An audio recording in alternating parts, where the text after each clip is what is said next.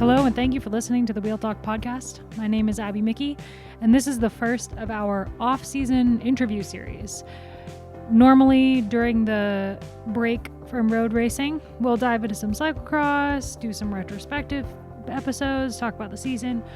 But this year, we're going to do a series of interviews from now until January, with maybe one group podcast thrown in there. We got to talk about the draft at some point, I guess.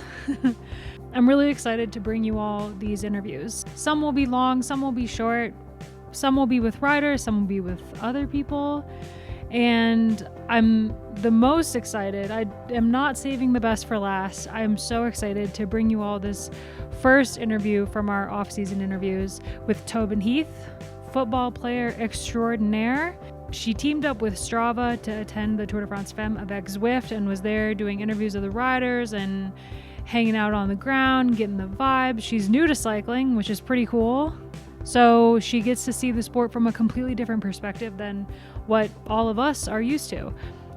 Tilda Price and I sat down with Tobin to chat with her about finding cycling and how the sport can grow and, well, tons of stuff. It was an amazing conversation, and I really hope everyone enjoys it. So without further ado, here is our chat with Tobin Heath. So I'm Abby Mickey. I host the Wheel Talk podcast. We've been around since I think 2017 and just kind of wanting to bring more attention to women's cycling. And Tilda Price is one of the best female cycling journalists out there. So yeah, we're really excited to meet you and chat with you. And Tilda's also a huge football fan. So for her, it's like the melding of two worlds. Yeah, I'm really excited to do this with you all. I love your work. So thanks for everything that you're doing in women's sports and just your dedication to cycling and, the world of women's sports at large. I host the podcast usually, but Tilda is going to take point on this one because of the football connection. So yeah, Tilda, let's get this thing started. Yeah, I realized I was like, am I going to say football or soccer this whole time? Football. But That's a good point. let's stick with football.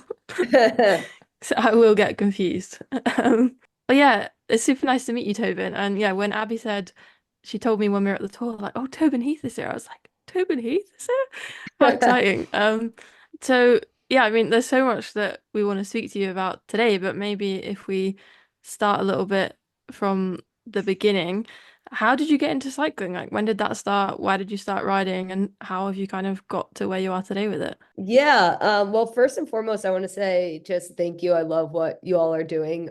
Actually, when I was on the tour, one of my Strava people were like, oh, if you want to learn more about women's cycling and the tour, you have to listen to this podcast. It's the best there is. So I found the Wheel Talk during the Tour de France, and I was listening to every episode. And for me, being such a newbie to the sport, it was just like so rich with so much that I didn't understand. And I felt like I went from like a novice to a pro in a second. I was like using all these fancy words and stuff. I think I'm the biggest poser in cycling there is. But I think it's fun. And I love being like a beginner in things. But back to your question. So it kind of just happened because I've had a long-term injury from football and from, my many years of playing football. It's kind of, par for the course of being an athlete at this point. But I was doing some extensive rehab, and obviously part of that rehab was I couldn't run. So I was doing a lot of cardio-based cycling, in the clinic, and it was just miserable, like biking, no windows, like on this, watt bike or whatever. It was just so miserable. But as athletes, we grind it out. But I had a really good friend, James Hodson, who's a triathlete, and I was always curious about cycling. I've always loved cycling, as getting around. I've always loved being on a bike, just that kind of like sense of freedom, and there's kind of like a childlike nature to it. And I was always asking him questions about it, like about the cycling community, about the training. Like I'm obsessed with like kind of training regiments and stuff like that. And so I guess like the universe conspires in a lot of ways. So I guess my injury plus kind of just my curiosity around the sport. And also I'm in LA. There's like an awesome cycling community here. We have awesome gravel. We have awesome roads with lots of cars, but some pretty good spots. But basically, like at the same time, talking about the universe conspiring, I didn't want to make the huge investment into cycling. It's really a big barrier to entry, and I knew I wanted like good stuff as well. I think you kind of become a athlete snob when you're kind of like have been a pro at any level of something. You realize like how important gear is to like kind of the success, but also just the happiness of doing something.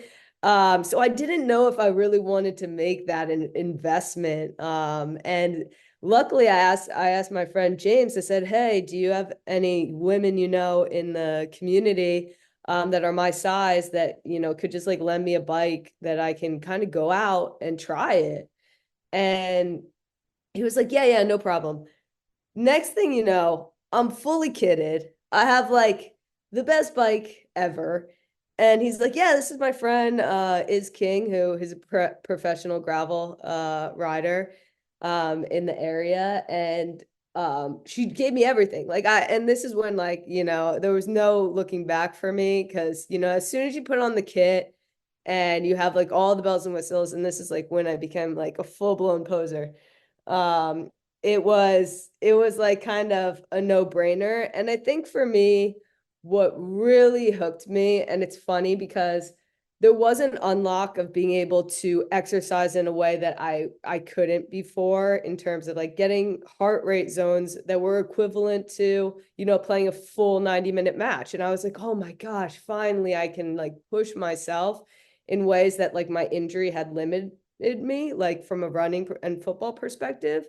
So there was that unlock, but the biggest unlock for me was getting outside and in nature and feeling that sense of freedom and discovery, because the part that I had like not really noticed was, every single day for my whole life for a few hours, I was like on a football pitch. My feet were on grass. Like I was smelling like the air. I was traveling. I was seeing new seasons, and I feel like with those two combinations of like being able to push myself as an athlete, like kind of more in like the endurance sport of an athlete, and then also being just outside and free, um, really, it kind of changed my whole, um, I remember the first time I came back from like a really big ride, and my partner was just like, you're just like a changed human, and I feel like that was pretty cool to like, after a long time struggling with an injury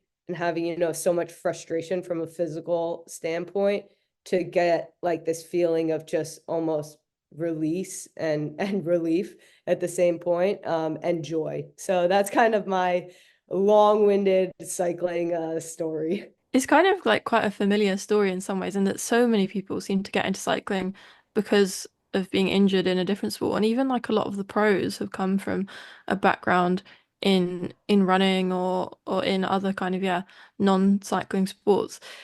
I know obviously you don't do it competitively, but do you kind of, is there any kind of competitive nature with you? Are you always think about numbers? Do you always have that kind of athlete mindset when you're cycling? Yeah, it's a little bit different from football in that I think all sports now, I mean, everything in life is so data driven now. I think cycling is like even more data driven, but I think a lot of people don't understand how like data driven football is too, especially from a training perspective. Heart rate, GPS, loading management, fueling, all these types of things are so data driven. So that really translated to like the whole cycling aspect. But I think what was really cool is the community aspect, but also like with Strava and the many kind of hookups into that platform, it kind of gives you this access to data that I feel like is limited in when I was a professional athlete, because we kind of just we were given training programs, we worked, and then like kind of the data was like passed off to all the scientists. and the performance staff. So there was like this aspect of what I really enjoyed. And, you know, being a professional for so long, you learn so much about your body. I actually just read a quote from Tadich, you know, because I'm now being like hardcore, like spammed in cycling, where he was saying like he doesn't even need a power meter anymore, like that he could just go off his heart rate. And I totally understood that. I was like, oh yeah, like you just are so in tune with your body when you've been worked in a certain way for so long. But it's really, really cool and powerful to like have your own data and to see it and then to be able to compare it to others.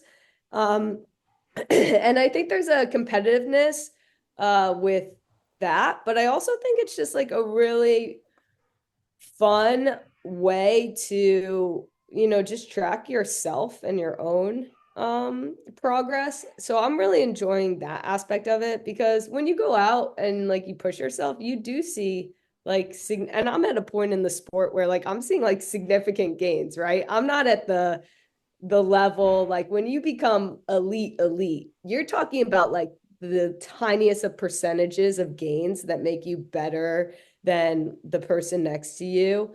But you know, I'm at this level where I'm like seeing gains upon gains, and I'm like loving it because I've just lived in such like a thin air for so long in terms of like the tiny little nuances of performance, that it's really fun to just be in a place where you're like, wow, I got significantly better today. Yeah, it's so like rewarding in that way, in the way that especially like a lot of us grow up playing team sports and you don't really get you don't get to see necessarily the personal improvements quite so much. It's really different in that way. Yeah, definitely. But I will say that the cool part that I've learned about cycling is it is very team focused. Like I always thought it was just like one person on a bike. And I think you all taught me a lot about this on your podcast as well, is that there's so much strategy involved.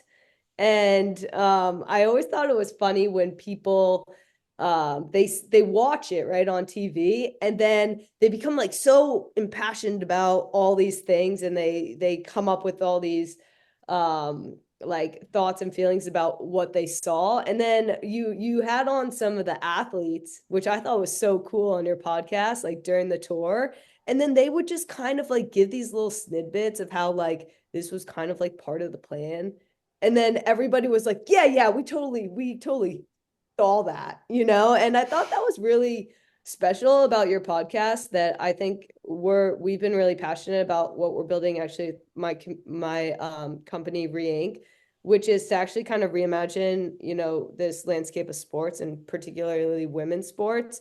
And I think kind of giving like access and knowledge and information and hearing it from like the people that are actually doing it is really cool and powerful. And I think it gives you just like so much more education on what you're watching, as opposed to just, you know, the one voice that you're hearing while you're watching the thing. And I really enjoyed that about your podcast, because I feel like that was a huge learning experience, and there's nothing better than hearing it from the pros themselves. Yeah, and to kind of it's a bit of a tangent, but that is something that we kind of talk about a lot with the sport, and I think it's a conversation in women's sport in general. It's like really analyzing the sport for what it is and the strategy and the tactics. And I think that I would say from kind of my point of view, there is a similar story in football where it's like, yes, we want to celebrate the spectacle and huge events and stuff like that, but it's really progress comes when we're really like drilling into the actual sport, right?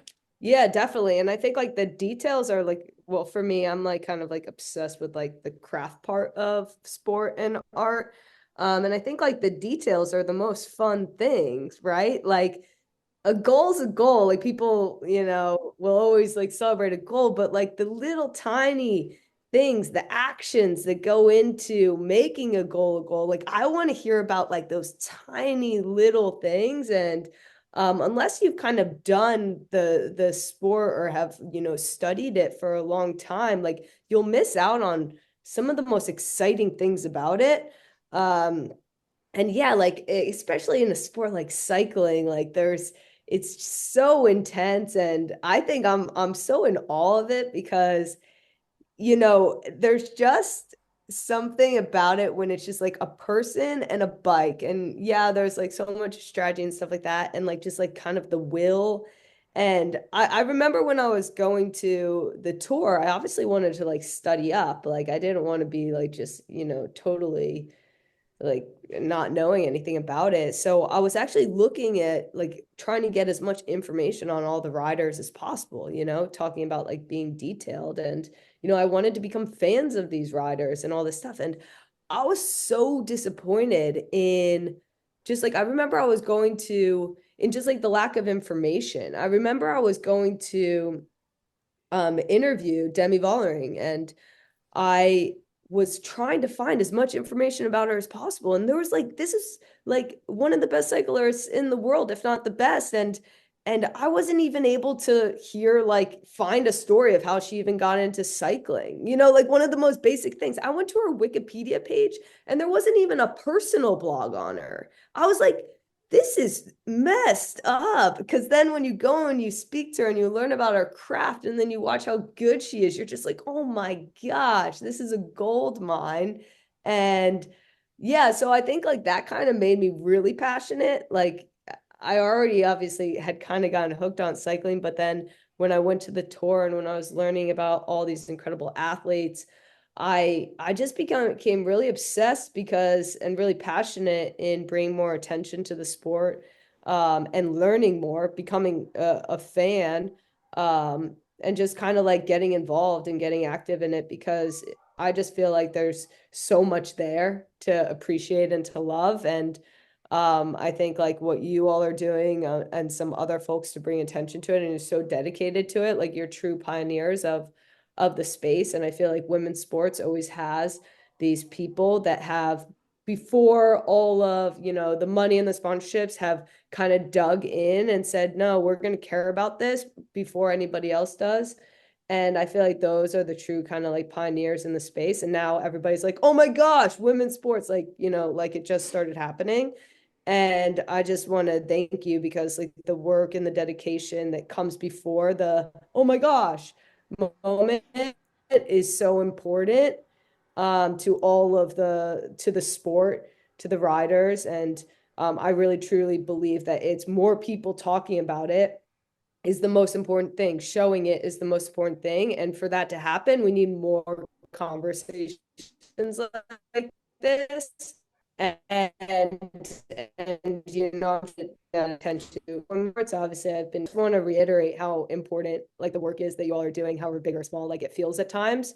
It's so important. The way that you're experiencing your cycling right now, like feeling huge gains because it's kind of in its infancy, is a lot of like can be pretty much directly compared to women's cycling in general.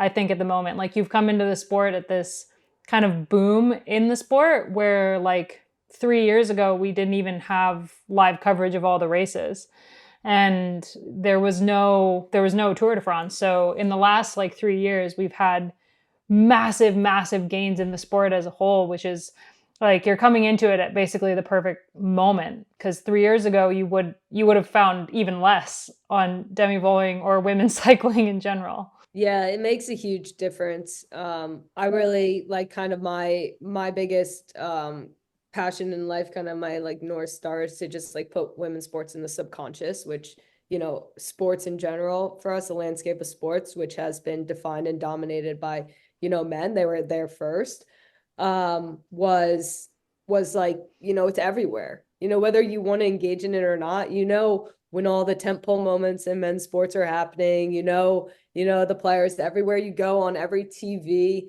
Like if you actually like try to become conscious of it, just maybe spend a day just thinking about how often, without choice, you encounter men's sports. Just be conscious of it for a day. And you'll realize, if you then multiply that by billions of people and 100 years, you realize then how much further men's sports has in front of women's sports. And then you realize how much more investment it is going to take to get to that point. And I think a lot of people are like, wow, there's a whole, conversation on men's versus women's sports. And it's like, there's not even a conversation here. Like, just become conscious of that And then don't even try to compare the two until we're at a point where women's sports is in the subconscious. Because if women's sports is in the subconscious, I don't even think there's a difference between men's and women's sports.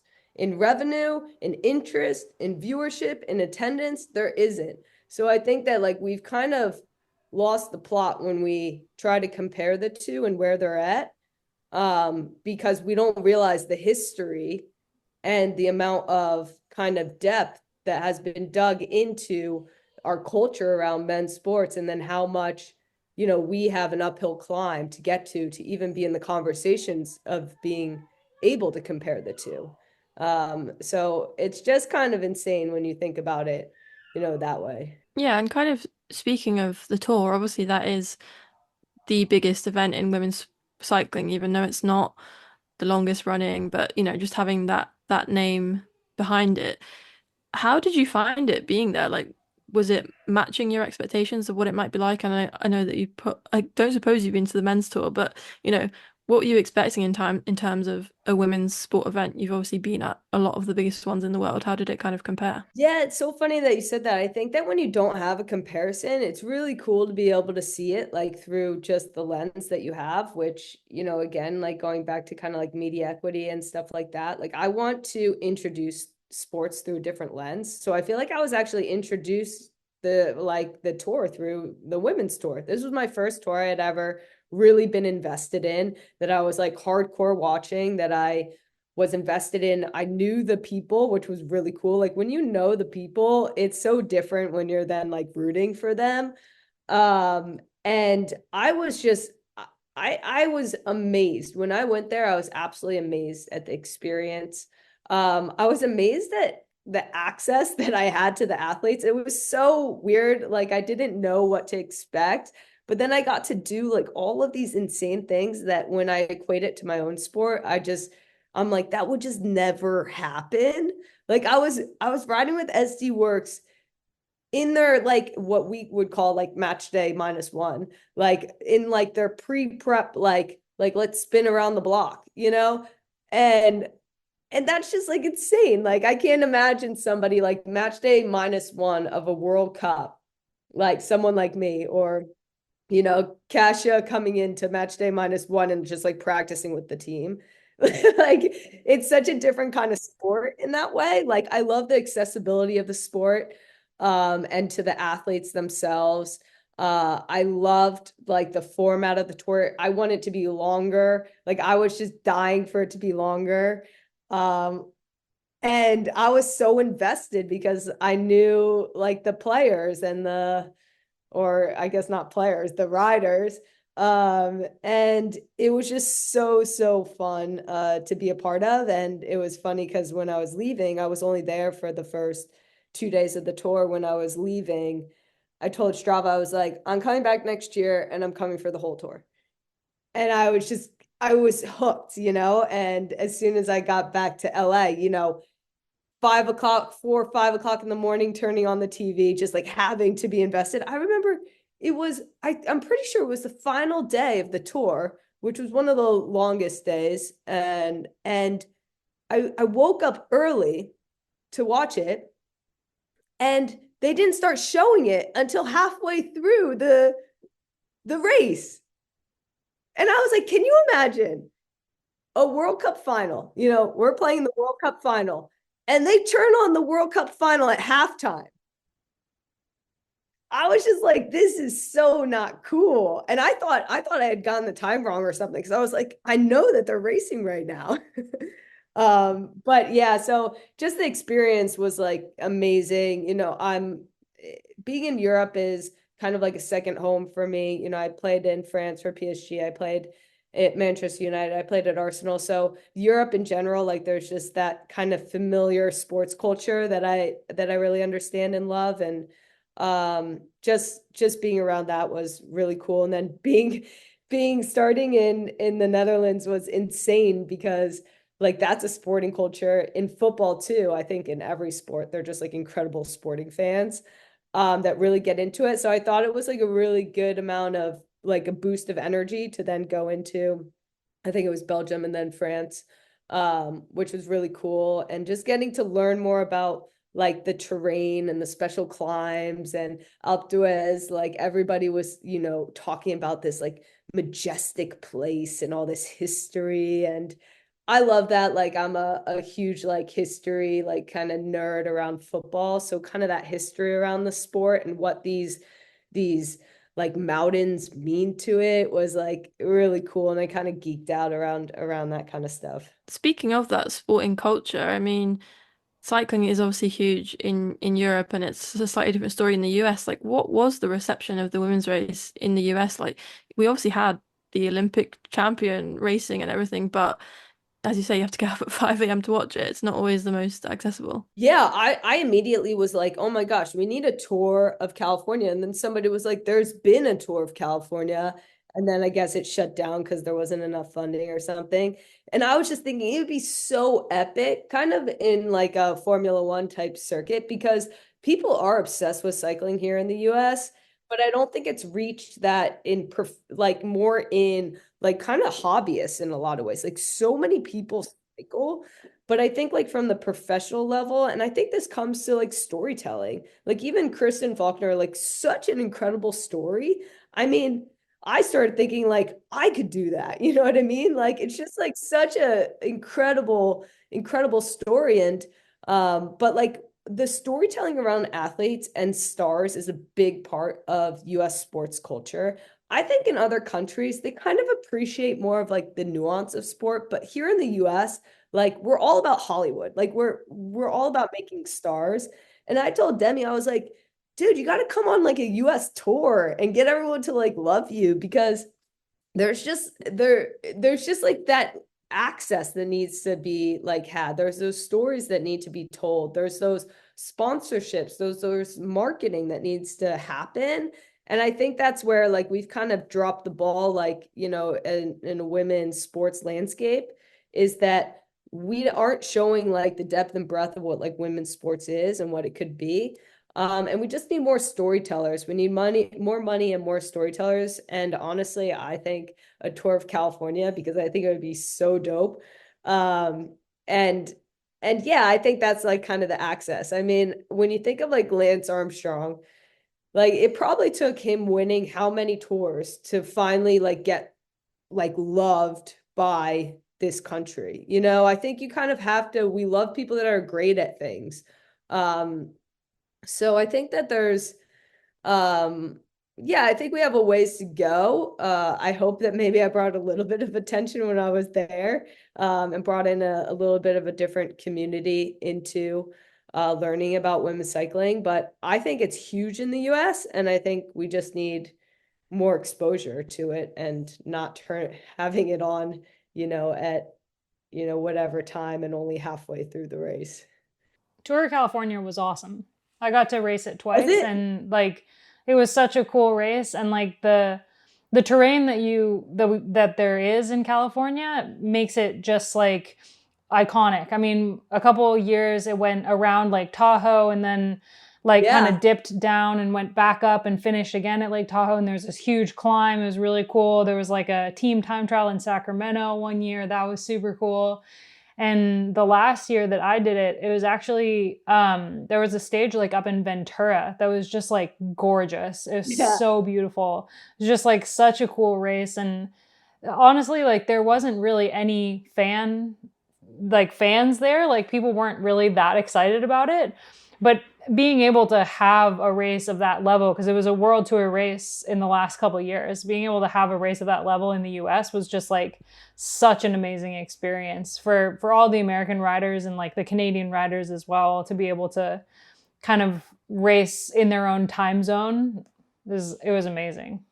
Yeah, the own zone thing is actually quite important, because like sports, everybody wants to watch sports live. You don't want to watch them on a replay, and primetime sports do the best. Like during our 2015 World Cup win, why it was such a big boom for I think all of women's sports, but like in particular for women's football, it was such a big boom because we were playing in Canada. So everything was on prime time in the US. So you were watching the US women's national team win a World Cup, over, a pint at after work or whatever it was, and the whole nation like became part of it. And we've seen, a lot more struggling in viewership and all those things when, things aren't on time zones that really actually capture the audience. But for the tour, when it's, what was it, 7 stages, 8 stages, something like that, like, and we obviously want to expand that to being longer. I think it's a real opportunity to kind of build on the momentum of the stories as opposed to when it's just a one-off race. I think that the tour has a real big opportunity to kind of capture a momentum of something if we were able to kind of figure out a way to almost do like Premier League mornings of it, Like the Premier League has carved out a space of time in the mornings for American football fans that is kind of sacred because it doesn't compete with anything else. If the tour could kind of carve out that space, that same space, I think it could be pretty cool. Yeah, it is interesting how that kind of like accessibility of it is so much of an element. And it's the same even in parts of Europe, like because so much racing is focused on France and Belgium and the Netherlands. Like it's so insular. And I think this is something that women's sport in general kind of suffers with, in that so few sports are like truly international, and cycling isn't quite getting there. But football really is growing so much, and you see, even more and more countries in the World Cup each kind of 4 years. How do you think that women's sport, all different women's sports, can grow in that kind of international way? I think it's happening. Like I think it's all about investment. But with so much of, women's sports, it always feels like we kind of have to show the numbers before we get the investment. And that's not really how investment works. It's like when people argue about it, they're saying like, oh, the revenue's not there. And that's not, you invest to get revenue. It's just like, it's simple business model. But in women's sports, we haven't been able to get to that point. But I think we're on the basement level of women's sports. So in ways that when you look at if you were to invest in men's sports, like we're talking about big numbers, especially from like a footballing perspective. But when you invest in women's sports, you're also talking about big numbers if you invest now, but it's going to take, 10, 20 years, but you're going to make so much money because if there's been any kind of industry to invest in right now, it's one, sports, because it hasn't gone with the economy, and 2, women's sports, because it's the biggest, like most exciting thing to invest in. If you just look at, if you want to go by data, great, go by the data because the data is all there. And like even when you look at where the women are in cycling, it's the most investable because like you said, this is just the beginning. You've already seen kind of these leaps and bounds, and it's kind of like what I think about right now when investing in my own cycling career is like I'm seeing such huge gains right now because I'm just starting, right?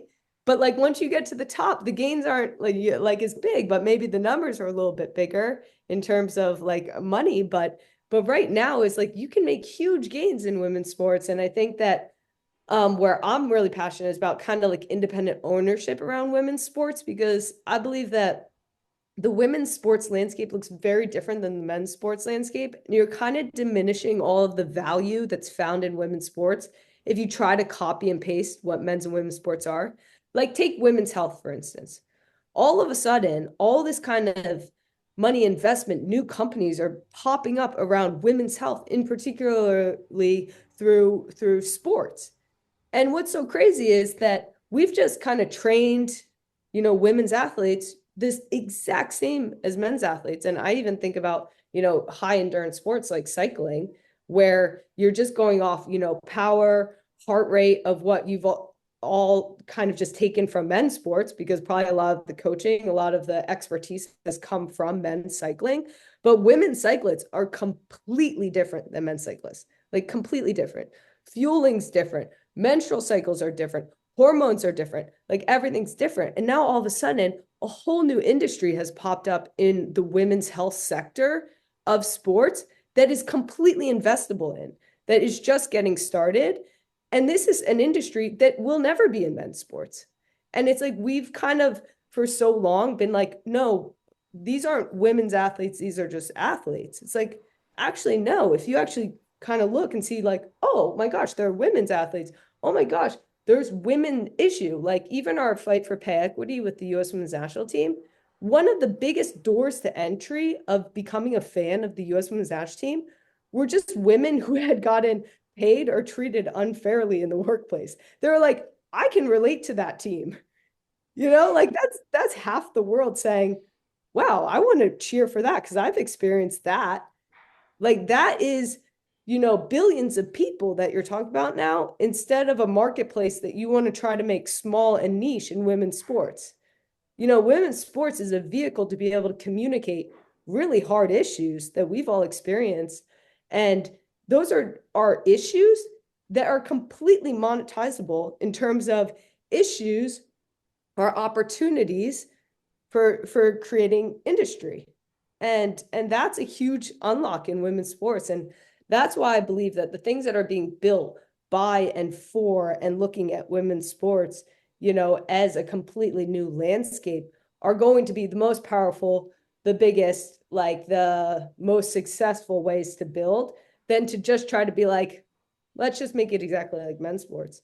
Like, as long as that's going to be the case, if that's how people are looking at women's sports, it's always going to remain smaller than men's sports. Yes, it will continue to grow, but it will always be smaller. Yeah, it's a really interesting line to tread, I think. And I think the Tour de France is a really good example of like how bringing the two sides together can really work because, you get that brand behind it. But then you look at football and there like the NWSL is so different to the WSL in that so many teams are independent and that's like completely the opposite in the WSL.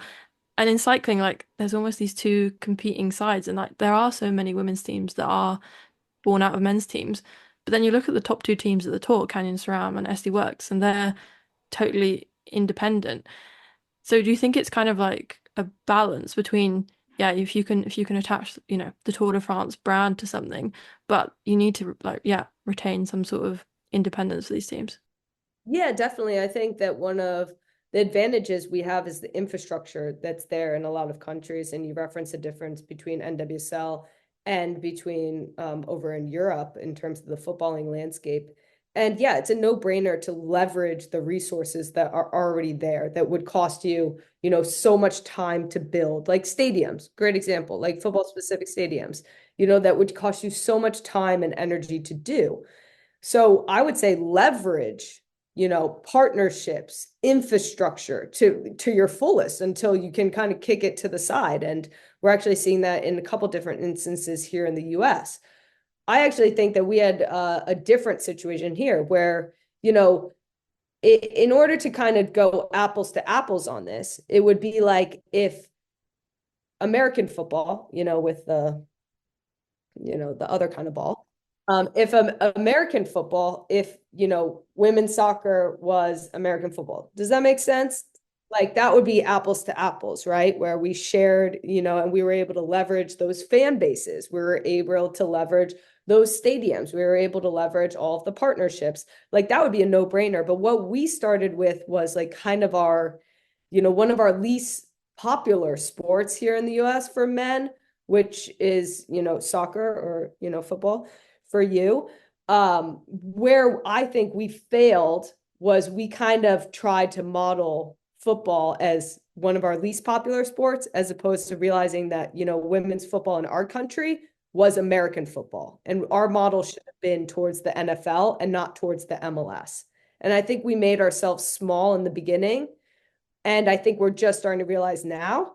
And, now there's lots more independent ownership. But in the beginning, it wasn't the case. It was a similar case to what's over in Europe, where, it's kind of an umbrella of the two. And I think for the women's tour, it's a great example. Like leverage the history, what people know about it, the fan base of the tour, the yellow jersey, all of these things that already have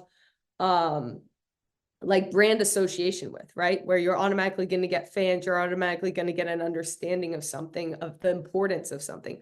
Like leverage all those things, but there will come a time where, you know, you've outgrown that, like you've leveraged it enough. And I think that's when you decide to kind of create independent ownership or create what is your own tour where you can monetize differently, create different revenue streams. Because for us as the US Women's National Team, where our pay equity fight kind of really took a stand was when we couldn't distinguish our revenue from the US Men's National Team. And that became an issue for us because we knew that we were bringing in more revenue than the US Men's National Team, but they were so intrinsically tied together in the way that they were sold. And that's when we were like, we actually believe that now is the time where we have to understand our worth and our value. And I think that time will come sooner now for women's sports. Like I think it could come really soon for the tour when they understand their worth and their value in ways that they can monetize. But I think kind of leveraging what's really great about sports is important to the equation too, because sometimes building from scratch, it takes a lot longer, costs a lot more. You might as well leverage the resources around to its fullest before you decide to kind of cut away and go more independent and create your own revenue streams.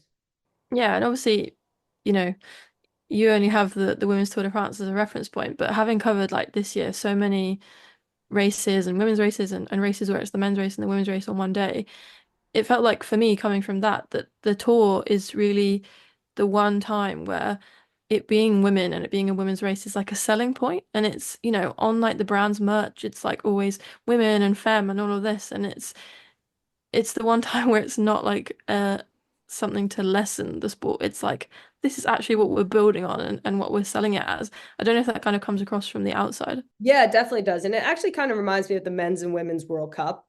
It's kind of that similar feel where it just has this global brand to it, has this global reach. There's a lot of history. So even for folks that don't know the history of the tour and they don't know that it basically just started for the women, what is it, third year or second year, third year? They don't know that. So if they're just coming to the sport, they'll just assume it has kind of the same history, right, as the men's tour. So I think that there's a lot to leverage in that moment. And it is a global event. It's something that brings folks together. And I think the global nature of the sport is what makes it so special. And the way that you get to then interact with the fans that come from all over the world to participate. And obviously the athletes. It's really cool to see American riders in the tour, getting to know them. That was really special for me.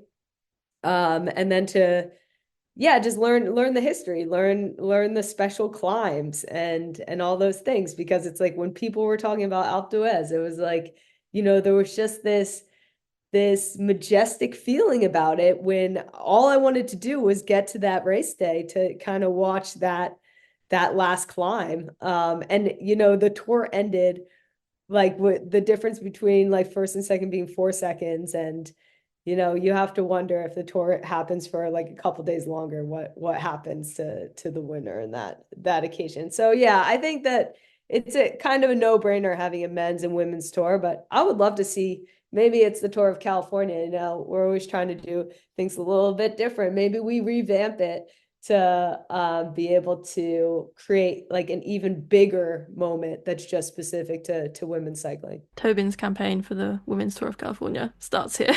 Totally. I think one of the biggest problems with women's cycling right now is getting newer fans interested, because we were a lot of the attention for trying to like gain more momentum in the fan base is kind of targeted at the men's fan base. And there is some conversion there. And there are people who, you know, didn't watch women's cycling before there was a Tour de France, and now they do, and they like it more than the men's even sometimes. But in cycling in general, like both sides of the sport, it's so hard to tap into more people outside of cycling because it's such a niche sport in and of itself. And there's like getting people to like listen to podcasts or read stories about cycling. It's like there's really nowhere to go to find new people to pull into the sport. Yeah, I kind of think yes and no. I agree with you because I think I can only speak from my own experience because I am a new fan of the sport, both like kind of in watching it, but also in like actually doing it. Um, I would say that I just think it all comes down to kind of just more exposure of that thing. I feel like all of women's sports right now, it's you have to opt into it. So even for the biggest sports, like even if you take women's global football, which we have to assume at this point is the biggest, like you have, if you want to be a fan of it, you have to opt into it, and that takes a muscle to opt in. Now you take cycling, which is really like in terms of kind of global audience, you're falling off like a lot at this point in terms of current global audience. Now you're talking about having to have a huge muscle, like not even a small muscle to opt in, like a huge muscle. But I think to myself, if you could leverage, the small muscle of women's football to opt in, because there's just more people talking about it, more exposure to it, more money in it currently. If you could actually leverage that, instead of thinking like, how do I leverage this men's fan base on the tour? Maybe that's not it. But I know personally speaking that there was just such a easy crossover for me from women's football, like being a fan, but also being a player and an athlete, into women's cycling. Like, why don't we leverage actually where we already know the fans are, as opposed to trying to make fans out of people that, quite frankly, like aren't worth making fans of.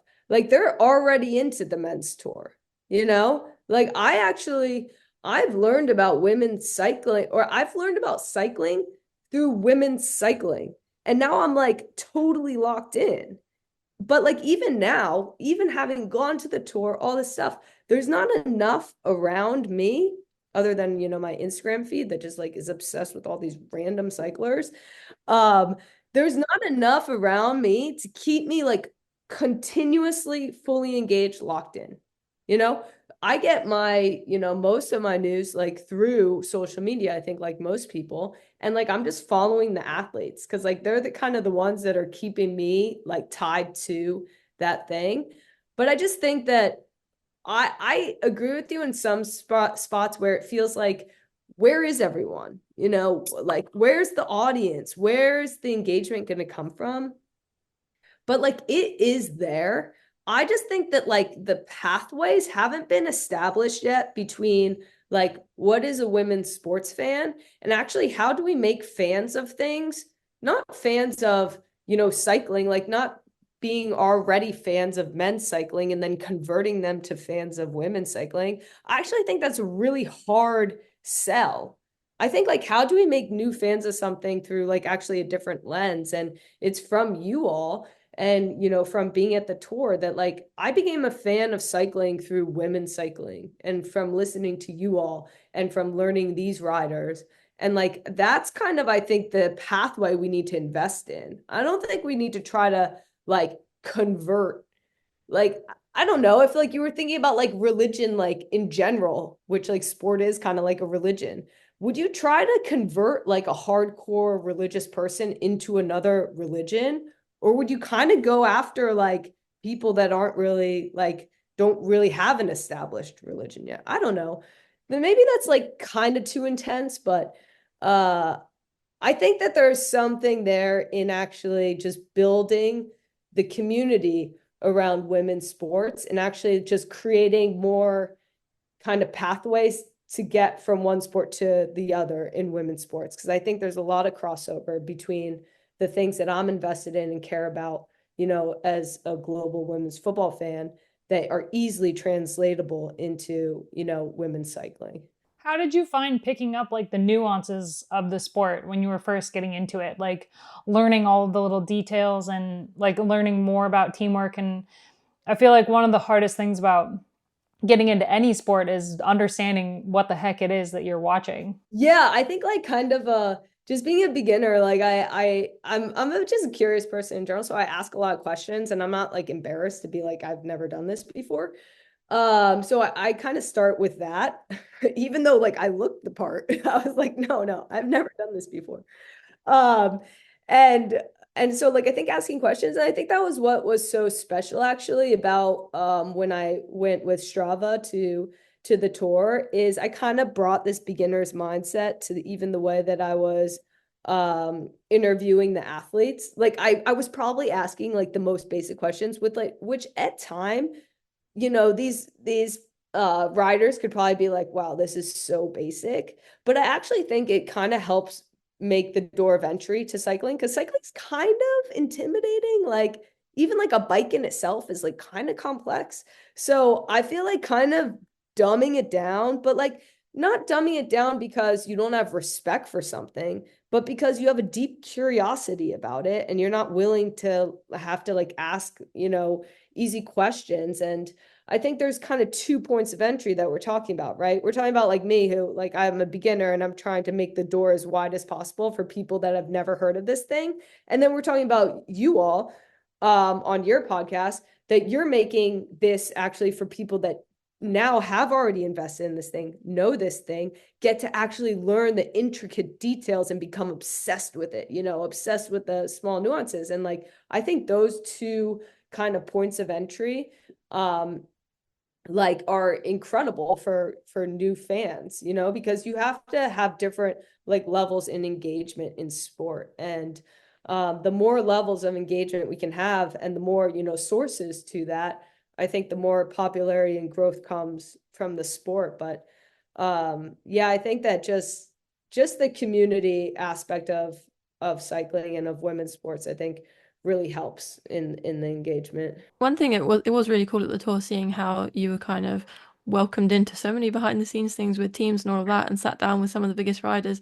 How did you find all of that? Like meeting those riders, their personalities, their kind of vibe. Yeah, I found it I hated media day, like as an athlete. Like I found it to be the worst day of the year. Um I don't think I ever appreciated it enough, because you know what people were invested in.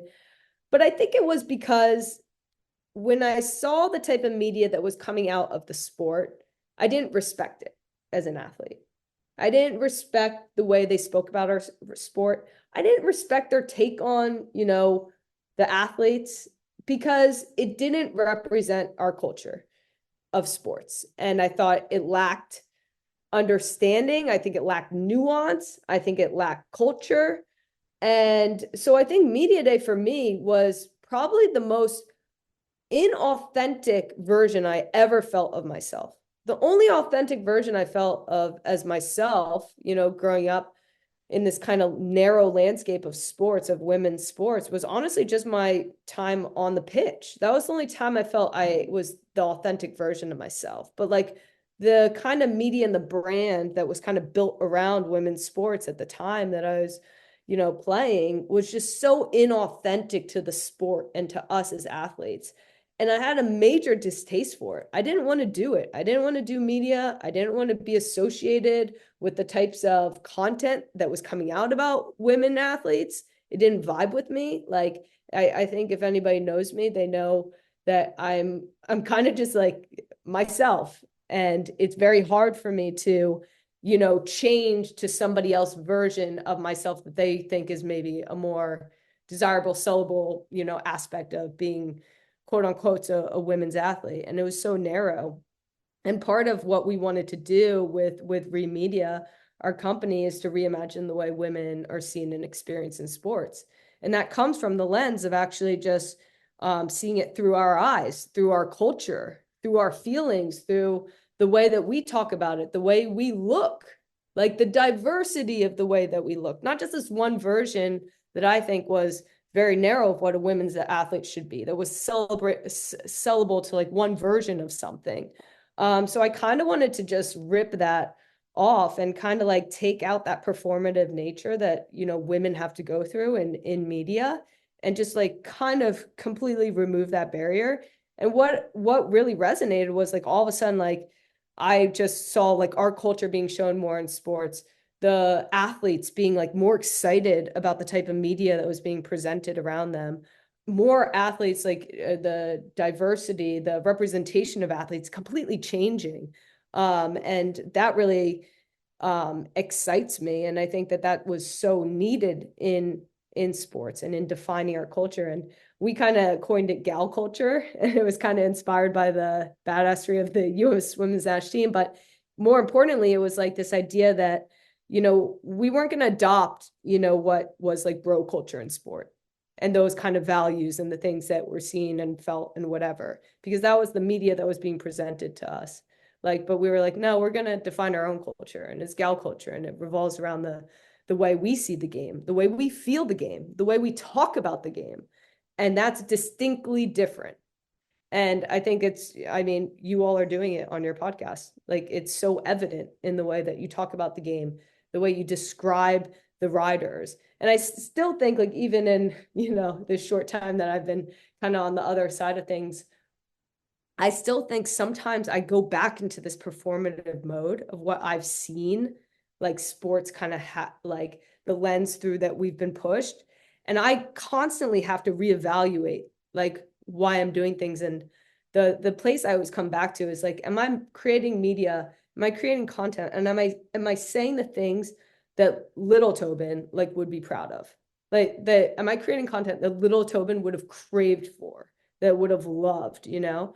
And because like that's what was missing in sports for me growing up. I never had sports through this lens, through this introduction.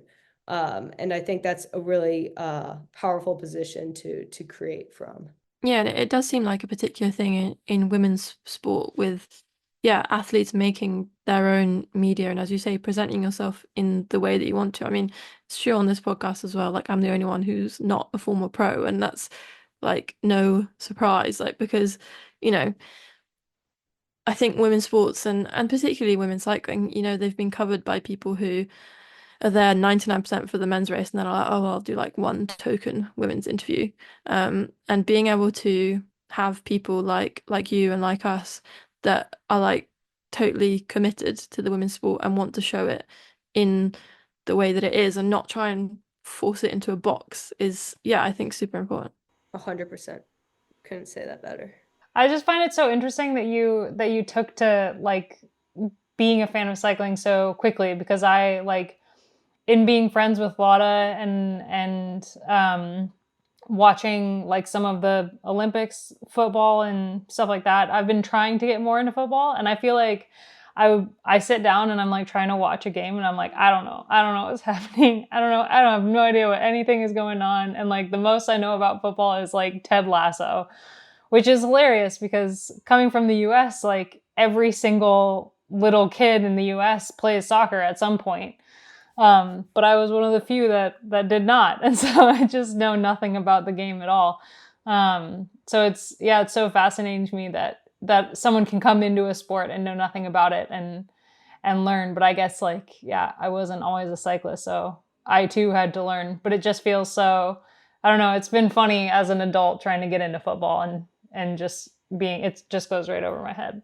Yeah, Abby, it's so funny that you said that because when I was actually interviewing a lot of the riders at the tour, I thought that it would be like a great talk about like icebreaker, like great question, like, oh, what football team do you support? You know, and I thought, you know, us being in Europe and all of these racers, like majority of them being European, I thought it was going to be like, oh, best icebreaker there is, you know, and nothing. I swear there was no crossover going from cycling to football. And I also think because like cycling is so all encompassing of that sport.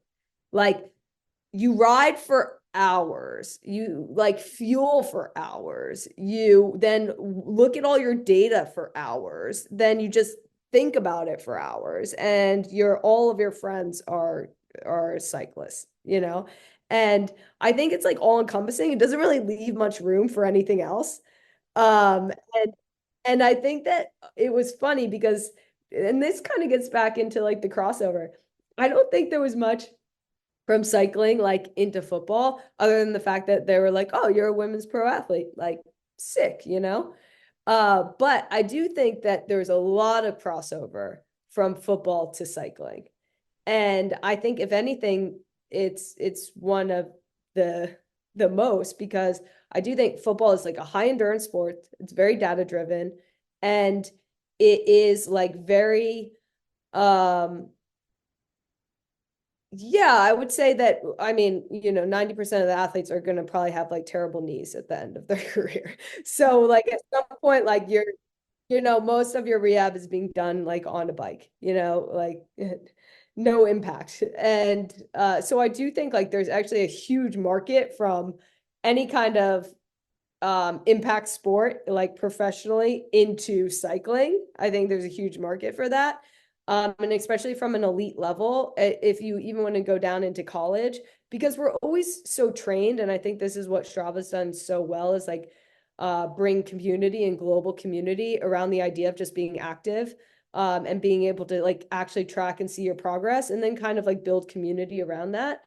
But like I feel like even college athletes, like they understand the idea of tracking and getting better. And like in the US, we're obsessed with ourselves. We are obsessed. We wear wearables like 24/7, and it's like we don't know how we sleep unless a device told us how we slept, which is like hilarious.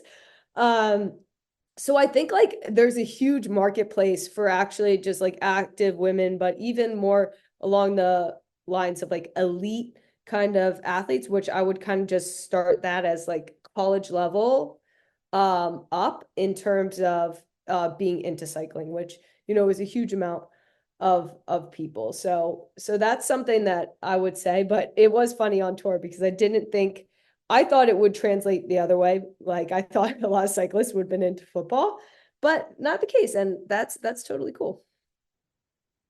Actually, interestingly, I have multiple old teammates, and one of the great American cyclists who retired last year, who played football in college, and then I think both of them were injured, and so they both picked up a bike and raced professionally. Yeah, it's I found it to be very like big crossover from um my own kind of skill set. I guess footballers are also built very differently. Actually similar to cyclists, how you have your time trialists, you have your climbers, you have your sprinters, you have all these different kind of people that make up, and a lot of teams, like times people that make up a team. The same is true of football. Like there's all different kind of versions of athletes within, a starting 11. And I definitely was, I guess what would be called like a climber. I was kind of a midfielder slash forward that, I was always, the fittest on the team. And you have to have both kind of the sprinting and the endurance in football. You have to be kind of well-rounded in that. But I was definitely like more geared towards the endurance part of the sport.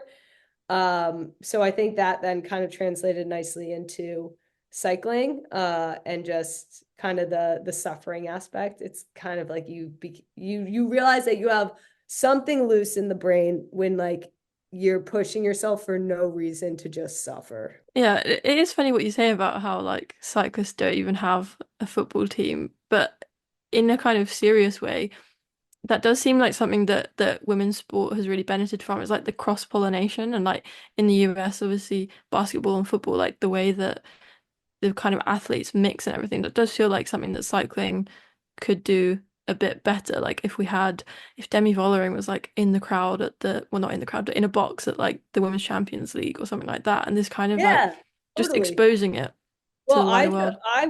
I'm passionate about, so I told Demi, I was like, oh my gosh, you're like the like women's version of Viv Miedema. And Yeah. kind of, I was like, oh, are you good friends with her? I'm like, yeah, small nation, sporting nation, all this stuff. Like there's kind of like only a couple elite women like athletes there. And I was like, this is a no-brainer. These are like best friends waiting to happen, And she was kind of just like, yeah, like kind of like, yeah, no. And that those are the missed opportunities, right? Because this is what we see in men's sporting culture, but at large, and this is what I'm kind of into here in the US, is making stars out of athletes, because I actually think that what we're missing is getting out of sport. So getting into more entertainment, because sport is entertainment. So in men's sports landscape here in the US, you have the athletes, you have the musicians, you have the actors, and those are like, that makes up entertainment. Mm. And where we haven't transcended as women athletes is we've actually kind of become like the athletes, like on par with our men's athletes equivalent, or like kind of like fighting for that share in the pie. But where I would say like we haven't transcended is actually into entertainers. And that is a whole nother realm of growth, I think, and opportunity. And I think that's the same, that's true in all over the world. But I think those are massive crossover opportunities. It's like, why we're all fighting the same thing, you know, as women in general and in all different industries. There's not one industry, women's industry, that is, you know, getting treated or paid better than a men's industry. There just isn't. And I feel like this is an opportunity for us to actually, yeah, to your point, let's cross over in sports, let's cross over in culture and in entertainment, and let's uplift one another, because I would kill for a crossover with Viv and Demi.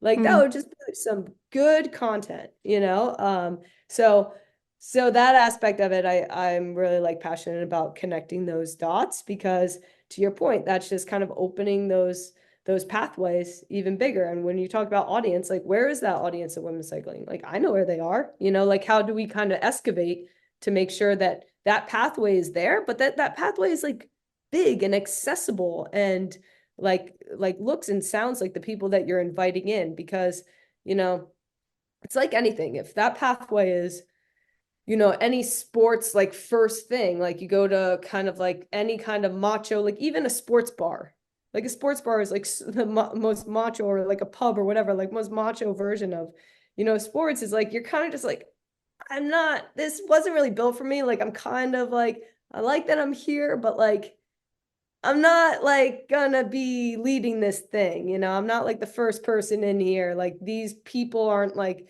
don't all feel and kind of feel like me, feel like my community, but like I'm trying to fit in here, but it's not really fitting me. And I think there's huge opportunities to actually, when you walk into like a room or a space, to be like, oh shit, like this is where all my people have been, you know? That's going to be a really cool feeling once we kind of connect those dots. And maybe a slightly less philosophical question, but if you could have any female cyclist on the Recap podcast, who do you think you would choose? I mean, no favorites. I would love Kristen Faulkner, just because she's, you know, done kind of the unthinkable. And obviously she's an American, which would be really, really cool. But I also like, I'm a huge Demi fan. Like I just talk about elite, like in her mentality, and like she's so serious, and like the way that she approaches her sport is just, she's so elite. Like I'm telling you, if there was one more day on that tour, she wins that tour, like no brainer. Like if she doesn't crash, she wins that tour, no brainer. But like that's part of the sport, right? And that was what was so heartbreaking for me. I was like, no, like that can't decide a sport, right? Like a crash, that seems like so unfair. I feel like whatever time you spend on the ground, you should just like get back, right? Like there should just be like a clock. It's like Demi's clock when she's down, you know, and however much time she spends on the ground, you should just like get that back, like a bake, you know? But like that's not, this is like part of the sport, right?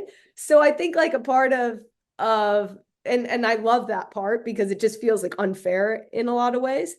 But then Kasia, like if you were to, she is the most likable person.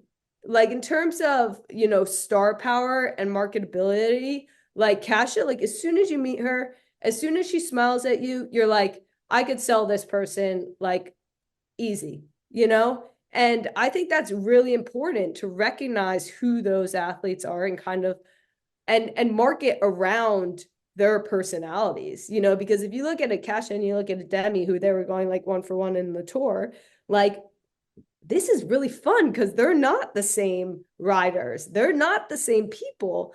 But I think that where we've failed, you know, not where we failed, but where we haven't had enough opportunity is in showing them as those different people. We're only showing them as, you know, Kasia 1, Demi 2, you know, like that's just like so limiting to what these athletes are and what they're doing. And yeah, so I think I would love to talk and have any of them on the show. They're always welcome, because they're phenomenal athletes, but more so they're doing a lot for the sport in their own ways, in their own unique ways. And we love celebrating, you know, folks that are totally dug in and invested. But yeah, those are just a couple. And then like Grace Brown, come on, like this is like a swan song for the ages. Like I got to put on her racing helmet from the Olympics, which was really cool now, like because she's just crushing it. And I even told her, I was like, are you really considering retirement? Like you're literally winning everything. And she just keeps crushing it, which is just insane. I don't know how any athlete that just is winning could just be like peace, which a lot of that, right? So cool. Yeah, it's the same with Ash Barty. Like, is this an Australian thing? Like, they're just like, yeah. Aussies are different. In football, Yeah. they are just different. So yeah, that would make sense. Who do you all think are gonna win the world championship? Ooh, Putting you on I the spot. The easy answer is Kopecky, but I think it's gonna be such a good race. Really, Yeah. like I think there are a lot of riders who can do something on that course. It's such a dynamic course, which is really exciting. I mean, last year's course was great, and I think that they've done an incredible job again this year. We don't always get really, really top-notch World Championships courses, but the last couple of years they've really nailed it. So I think we're in for a good race, but I just don't know how anybody could beat Kopecky. Yeah, what makes up a like world championship course? Like, are there certain requirements for it that make it specific to certain kinds of riders? No, it's really depending on the nation that's hosting the World Championships and the team that they put together. Like back in 2016, the World Championships was in Doha, and it was just pancake flat, no wind. Like the only factor at play was that it was just brutally hot. But it was one of the most boring races I think that I've ever seen in my life. And similarly, actually, we had a World Championships in Innsbruck, I think in 2018, that was like way too hard. The course was way too hard. The hills were like, there was a massive climb in it. It was just brutal, and it ended up being a pretty boring race in the end. And when we have races like that are similar to the Spring Classics, like shorter, punchier climbs and just more opportunities for more riders, that's when we get the best races. But it really depends on the federation that's putting on the race and who the team that they pick and also what kind of road closures they're allowed to do and what they can actually what landscape they can actually work with. Because Glasgow was crazy that they were able to basically shut down downtown Glasgow for like 2 days. So that we could have the race there. That was mad. I mean, Tilda, do you think anyone else can beat her? I don't know. I think Demi is going to be really motivated. She's going to be really, For once, they're not going to be teammates. Yeah. And she's just like, her mentality is something else, I do think. I think in terms of like proving something, and it being kind of in her backyard too, I think it would be fun. I'm looking forward to it. Well, thank you so much for jumping on the podcast with us. This was incredible. It was really cool to pick your brain about another sport and how we can possibly get more interest in women's cycling. Because I think we all agree that it's a really cool sport and it deserves a lot more attention than it's getting. I guess my last question is, you've seen She's the Man. Yeah. Cool. Because one of the most memorable lines from the whole movie is like in the beginning when she's like talking about how she wants to go to North Carolina because she's just always seen herself as a Tar Heel. And then when I was Googling you, I was like, she's the man. Tar Heels. Go Heels. Looked at the heel too. Yeah, she is. Thanks so much for listening to this episode with Tobin, Tilda, and I. We will be back next week. I chatted with Elise Shabby about her time with Canyon SRAM and her move to a new team in 2025. Thanks so much for listening to this episode. It was honestly an unreal experience to get to chat with Tobin, and Tilda did such an amazing job taking point. If you want even more from this chat, Tilda also wrote a piece over on escapecollective.com. So check that out. It's linked in the show notes. I will be back next week in conversation with Elise Shabby.